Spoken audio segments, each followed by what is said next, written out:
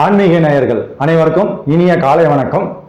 சிம்ம ராசி நேயர்களே, பூர்வீக சொத்து உங்களுக்கு எப்பொழுது கிடைக்கும்?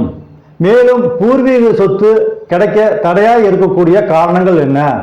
அதற்கு நீங்க செய்ய வேண்டிய பரிகாரம் என்ன?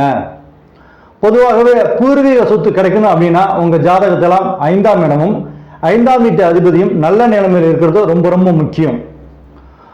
5ஆம் வீடும் 5ஆம் வீட்டு அதிபதியும் நல்ல நிலைமையில் இருந்துச்சுனாக்கா பூர்வீக சொத்து கண்டிப்பா உங்களுக்கு கிடைக்கும். 5ஆம் வீடும் 5ஆம் வீட்டு அதிபதியும் பாதிப்பு நிலையில் இருந்துச்சுனாக்கா உங்களுக்கு பூர்வீக சொத்து கிடைக்கிறதுல தடையா இருக்கும். தடையா இருக்கக்கூடிய காரணங்கள் 5ஆம் வீட்டு அதிபதியாக எந்த கிரகம் வருகிறதோ அந்த கிரகம் சரியில்லை என்றால், அல்லது 5ஆம் இடத்துல உங்களுக்கு ஆகாத கிரகங்கள் அமர்ந்திருந்தாக்க பூர்வீக சொத்து உங்களுக்கு கிடைக்கிறதுல பிரச்சனை இருக்கும்.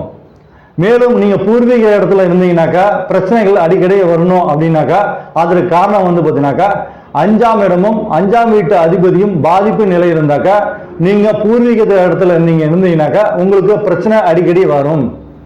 இதற்கு பரிகாரம், 5ஆம் வீடு என்பது பார்த்தீங்கன்னாக்கா உங்க குலதெய்வத்தை பத்தி சொல்லக்கூடிய இடம் 5ஆம் இடம்.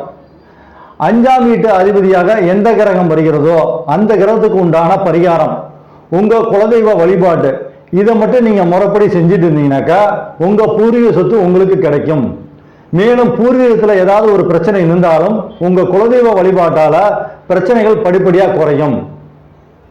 உங்களுக்கு பூர்வீக சொத்து கிடைக்கணும், பூர்வீக இடத்துல பிரச்சனை இருக்குது அப்படின்னாக்கா உங்க குலதெய்வ வழிபாடு 5ஆம் வீட்டு அதிபதியா எந்த கிரகம் வருகிறதோ அந்த கிரகத்துக்கு உண்டான பரிகாரம், இதை மட்டும் நீங்க செஞ்சுட்டு வந்தீங்கன்னாக்கா உங்களுக்கு பூர்வீக சொத்து நல்ல முறையில் கிடைக்கும். பூர்வீகத்தில் ஏதாவது பிரச்சனையும் வில்லங்கமும் இருந்துச்சுனாக்கா படிப்படியா குறையும். நன்றி.